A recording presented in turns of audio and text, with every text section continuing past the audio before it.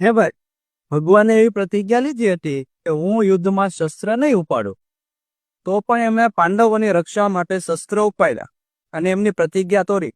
તો શું તે યોગ્ય છે? હા, એ વાત સાચી છે.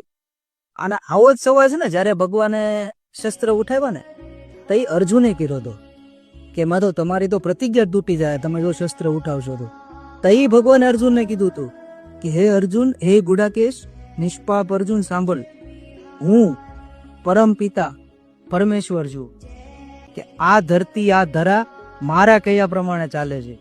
હું શ્રાપ, પાપ, મોક્ષ, દંડ આ બધાથી પરે છું, પણ મારા ભક્તોની પ્રતિજ્ઞાનું માન રાખવું ને ઈ મારો ધર્મ છે. અને જે સામે ભીષ્મ પિતા છે ઈ મારા ભક્ત છે.